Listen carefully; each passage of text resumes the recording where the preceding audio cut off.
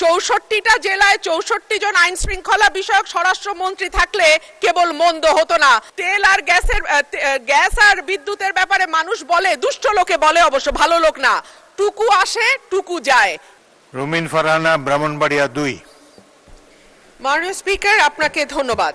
মাননীয় স্পিকার, আমার বক্তব্য মূল্যস্ফীতিতে মানুষের জীবনে নাভিশ্বাস উঠা প্রসঙ্গে। 180 দিনের অগ্রাধিকার তালিকার মধ্যে এই সরকারের প্রথম 3টি কাজের একটি ছিল আইন শৃঙ্খলার উন্নতি, 2 নম্বরে ছিল দ্রব্যমূল্য নিয়ন্ত্রণ এবং 3 নম্বরে হলো জ্বালানি খাতের নিশ্চয়তা। মাননীয় স্পিকার, আইন শৃঙ্খলা পরিস্থিতি নিয়ে কথা বলতে গেলে মুশকিল হচ্ছে আমাদের আইন শৃঙ্খলা সংক্রান্ত যিনি স্বরাষ্ট্রমন্ত্রী আছেন তিনি হয় ব্যঙ্গ করেন আর না হলে বাকচাতুর্য দিয়ে পুরো বিষয়টিকে ঢেকে দিতে চান। কিন্তু সাধারণ মানুষের সঙ্গে কথা বললে মাননীয় স্পিকার জানা যায় যে বাংলাদেশে পররাষ্ট্র মন্ত্রণালয়ে যেমন 3 জন মন্ত্রী আছেন, 64টা জেলায় 64 জন আইন শৃঙ্খলা বিষয়ক স্বরাষ্ট্রমন্ত্রী থাকলে কেবল মন্দ হতো না বাংলাদেশের আইন শৃঙ্খলা পরিস্থিতির এতই ভালো অবস্থা।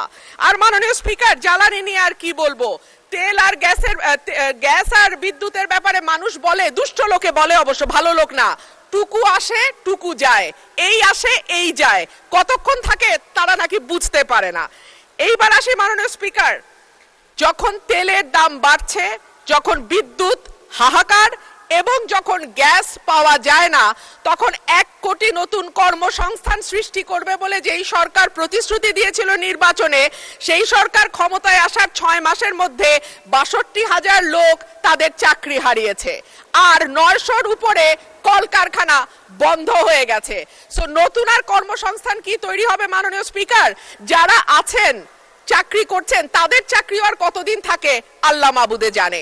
বাজারে যখন মানুষ যায় 80 টাকার নিচে কোনো সবজি নাই, ডিমের দাম কয়েক দফা বেড়েছে, চালের দাম, বিশেষ করে মিনিকেট যে চাল বলা হয় এটা নাকি খায় না, তারপরেও তো কেউ কেউ খায় মাননীয় স্পিকার, যখন দ্বিগুণ হয়ে যায় এবং যখন আমরা টিসিবির লাইন দেখি তখন